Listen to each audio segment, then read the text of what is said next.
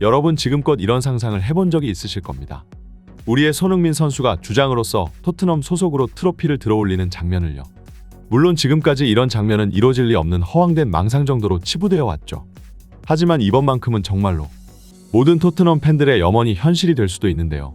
바로 얼마 전 유로파 16강 알크마르전에서 손흥민 선수는 대회 역사에 남을 만한 개인 헤드캐리로 팀을 유로파 리그 8강으로 올렸습니다. 1차전에서 1대0으로 지고 들어가 토트넘이 올라갈 확률은 매우 희박했고 2차전 또한 기어코 동점골까지 먹히고 말았는데 손흥민 선수는 혼자서 3골을 모두 만들어내면서 기어코 이 경기를 뒤집어 버렸습니다. 마치 전성기를 보는 듯한 폭발적인 드리블과 더불어 이에 위축된 상대 수비수의 대응을 미리 읽어 골잡이가 아닌 플레이메이커로서 상대 수비진을 헤집어 놓았고 개인 한 명이 경기에서 보여줄 수 있는 최대 영향력을 발휘한 손흥민의 퍼포먼스에 외신은 연일 찬사를 늘어놓고 있는 상황입니다. 특히나 이들은 토트넘의 유로파 리그 가능성을 대서특필하기 시작했는데요. 물론 아직 8강 무대라 이것이 너무 이른 설레발이 될 수도 있으나 8강에 오른 팀들의 면면들을 보면 충분히 납득 가능한 호들갑입니다. 토트넘을 포함해 맨유, 라치오, 프랑크푸르트, 레인저스, 아슬레틱, 리옹, 보데 글림트가 토너먼트를 뚫고 올라왔는데 객관적으로 보아도 이 중에서 토트넘만큼의 체급을 지닌 팀은 맨유 정도를 제외하고는 없는데요. 각종 배당 사이트에서 토트넘은 1위를 기록하고 있을 만큼 이들 사이에서 가장 우승 확률이 높은 팀으로 여겨지고 있죠. 물론 이번 시즌 형편없는 토트넘의 리그 성적을 알고 있는 팬들은 토트넘이 딱히 누군가의 체급을 운운할 만한 팀이 아니라는 반응이 먼저 나올 수 있습니다. 이번 시즌 포스텍 감독의 형편없는 전술과 고집스러운 용병술, 그리고 개선이 없는 세트피스 수비 문제는 토트넘을 근 10수년간 최악의 시즌을 만드는 데 일조했죠. 하지만 토트넘이 선수들의 줄부상으로 그 어떤 연도보다도 더 개고생을 한 시즌이었다는 것마저 부정할 수는 없는데요. 특히나 토트넘은 거의 반년을 가까이 자신들의 주전 포백 라인을 본 적이 없을 정도였죠. 그 맨시티조차 선수들이 늙고 계속 주전급 멤버들이 부상으로 빠지니까 이번 시즌 고전을 면치 못하고 있는데 그보다 더 뎁스가 약한 토트넘이 후방 라인의 리더인 로메로와 반더벤을 동시에 잃은 것은 전력상 큰 타격이었죠. 이 선수들의 부재로 지난 몇 달간 손흥민 선수의 경기력 부침도 함께 찾아온 것인데요. 후방 라인에서 안정감이 부족하니 베테랑인 손흥민 선수가 계속 아래로 내려와 도와줄 수밖에 없었고 평소보다 더 많은 부분을 신경 쓰고 움직여야 하는 만큼 체력 소모도 극심했습니다. 특히나 몇몇 팬들과 전문가들은 손흥민의 슈팅 세기가 최근에 너무 약하다, 에이징 커브가 벌써 찾아온 것 같다, 그를 선발해서 내려야 한다는 웃기지도 않는 주장을 펼치고는 했는데 눈이 제대로 달려있고 경기를 직접 본다면 왜 최근 손흥민이 슈팅을 시도 안 했는지, 아니 왜 못했는지를 알 수 있을 겁니다. 본머스전 손흥민이 얻어낸 PK만 봐도 그렇습니다. 애초에 이 경기는 손흥민이 벤치에서 출발하며 선제골을 먼저 먹힌 데다 2골차 리드까지 내죠.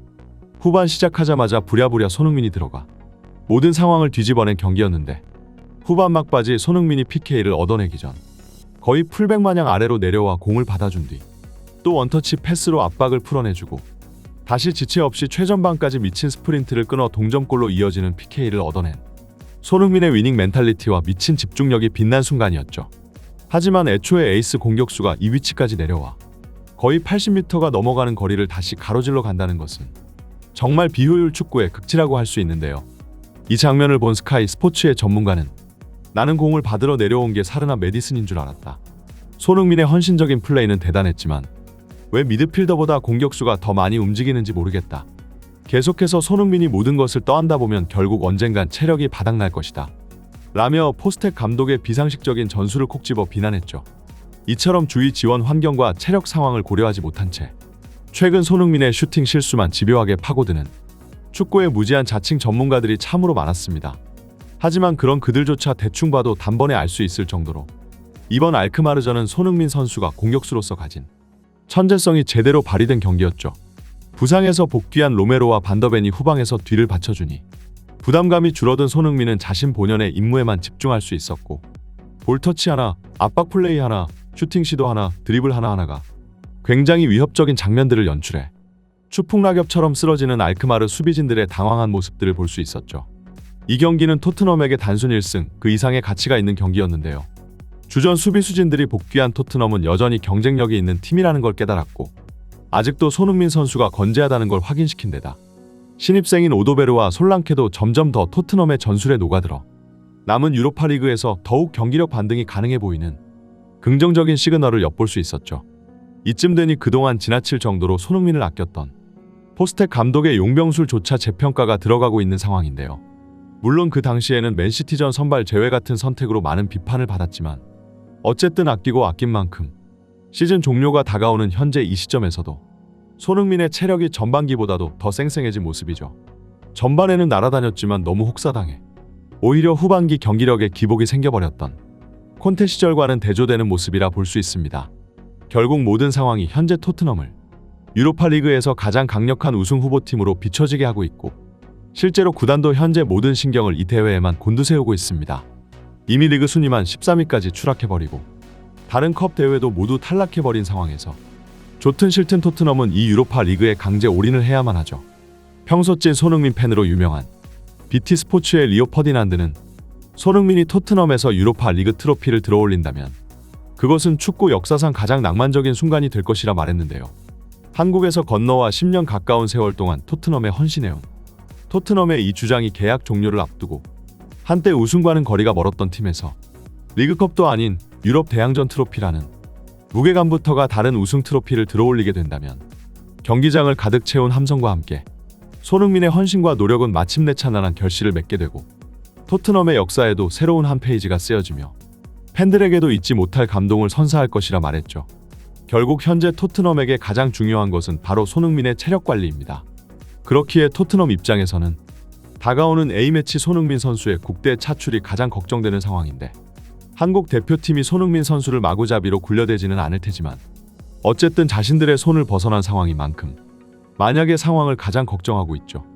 이 때문인지 최근 챔피언스 리그와 리그 우승을 동시에 도전하고 있는 바이에른 뮌헨도 자신들의 주전 센터백인 김민재 선수의 국대 차출을 두고 묘한 신경전이 이어지고 있는데 얼마 전 김민재 선수의 부상을 이유로 국대 차출 불허를 선언했지만 정말 우연찮게도 아주 경미한 부상으로 딱 A매치가 끝난 직후 훈련 복귀 시점이 잡혀버리자 뮌헨이 김민재를 국가대표에 내주지 않기 위해 꼼수를 부린 게 아니냐는 팬들의 반응도 나오고 있죠. 손흥민 선수는 지난 알크마르전에서 개인의 자질만으로는 승리할 수 없다. 경기에는 항상 정신력과 헌신이 필요합니다. 모든 것을 바치지 않는다면 축구는 언제든지 뒤바뀔 수 있는 스포츠죠. 우리는 끝까지 집중해야 하고 경기를 진지하게 임해야 하며 상대를 존중해야만 합니다라고 말하며 주장으로서의 품격 있는 인터뷰를 보여줬습니다. 그는 항상 개인 기록보다 클럽의 트로피가 우선이라고 밝혔고 그렇기에 이번 유로파 리그에서 보여주는 집중력부터가 남달랐죠. 실제로 3골에 모두 관여하며 1차전을 뒤집는 대역전극을 써내리기도 했고요. 이번 시즌 손흥민 선수의 헌신과 희생이 과연 보답받을 수 있을까요? 10년을 고생해왔는데 이제 손흥민 선수도 행복해질 수 있는 순간이 찾아온다면 좋겠습니다. 이번 영상은 여기까지입니다. 구독과 좋아요는 사랑입니다. 감사합니다.